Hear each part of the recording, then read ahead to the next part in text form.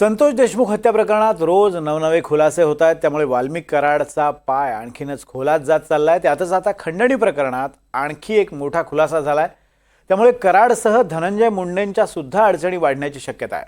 नेमकं प्रकरण काय आपण पाहूयात। अण्णा उर्फ वाल्मिक कराडच्या कारनाम्यांची यादी दिवसेंदिवस लांबत चालली आहे। कराडच्या दादागिरी आणि गुंडगिरीची अनेक उदाहरणं समोर आली आहेत, पण कराडचा खरा भांडाफोड झाला तो आवादा कंपनीच्या खंडणी प्रकरणात गुन्हा दाखल झाल्यानंतर। पण आता याच खंडणी प्रकरणात धक्कादायक माहिती समोर आली आहे। वाल्मिक कराडनं विष्णू चाटेच्या मोबाईलवरनं आवादा कंपनीच्या अधिकाऱ्यांना धमकी देत 2 कोटी रुपयांची मागणी केल्याचं यापूर्वीच समोर आलं होतं। पण वाल्मिक कराडनं एक वेळा नाही तर तब्बल 5 वेळा आवादा कंपनीच्या अधिकाऱ्यांकडे खंडणीची मागणी केली होती। याबाबतचे तपशीलच एनडीटीव्ही मराठीच्या हाती लागले। पहिली धमकी 28 ऑगस्ट 2024, मला परळीत येऊन भेटा अन्यथा काम बंद करा अशी धमकी वाल्मिक कराडनं आवादा कंपनीच्या अधिकाऱ्यांना दिली। दुसरी धमकी 11 सप्टेंबर 2024, तुमचे बीडमध्ये कुठे कुठे कामं चालू आहेत याची मला माहिती आहे, तुमच्या वरिष्ठांना माझ्याकडे घेऊन या अशी धमकी कराडनं दिली। तिसरी धमकी 8 ऑक्टोबर 2024, तुम्ही तुमच्या वरिष्ठांना माझा निरोप दिलाय का? माझ्याकडे देखील लक्ष दिलं नाही। तुम्हाला तुमच्या कंपनीचं काम यापुढे चालू ठेवायचं असेल तर मला 2 कोटी रुपये आणून द्या, नसेल तर तात्काळ बीड जिल्ह्यातील आवादा कंपनीची सगळी कामं बंद करा, तुमच्या वरिष्ठ अधिकाऱ्यांचा नंबर द्या। चौथी धमकी 9 ऑक्टोबर 2024, कंपनी चालू ठेवायची असेल तर 2 कोटी द्यावे लागतील। पाचवी धमकी 29 नोव्हेंबर 2024, अरे ते काम बंद करा, ज्या परिस्थितीत सुदर्शनला सांगितलंय त्या परिस्थितीत काम बंद करा आणि तुम्ही पण तिथनं निघून जा, काम चालू कराल तर याद राखा।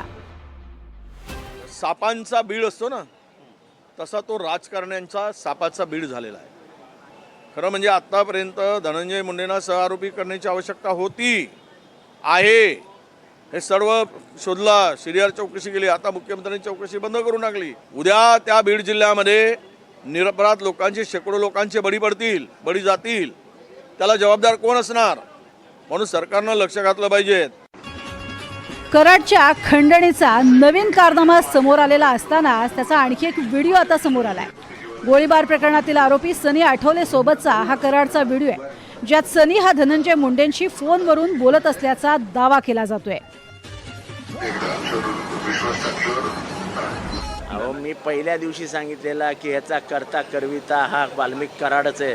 जेव्हा कोणीही बोलत नव्हतं तेव्हा जितेंद्र आव्हाड बोललेला की आवादा कंपनीचा खंडणी आणि संतोष देशमुखचा हत्या याच्या मागचं ब्रेन कोण आहे तर तो वाल्मिक कराड आहे। खोक्या बोक्या टोक्या मोक्या याच्याशी आम्हाला काही घेणं देणं नाही। संतोष देशमुख हत्या प्रकरण आणि खंडणी प्रकरणात वाल्मिक कराड तुरुंगात आहे, पण त्यानं केलेले कारनामे आता हळूहळू का होईना बाहेर येऊ लागलेत। रोज बाहेर येणारे व्हिडिओ कराड सोबतच धनंजय मुंडे यांच्या देखील अडचणी वाढवत आहेत। यावरनं विरोधक देखील आक्रमक होत असून धनंजय मुंडेंना देखील आरोपी करण्याची मागणी होतीये। आधीच मंत्रिपदाचा राजीनामा द्यावा लागलेल्या धनंजय मुंडेंना कराडच्या या कारनाम्यांमुळे आणखी किती अडचणींचा सामना करावा लागतो हे पाहणं महत्त्वाचं असणार आहे। मोहसिन शेख, एनडीटीव्ही मराठी, बीड।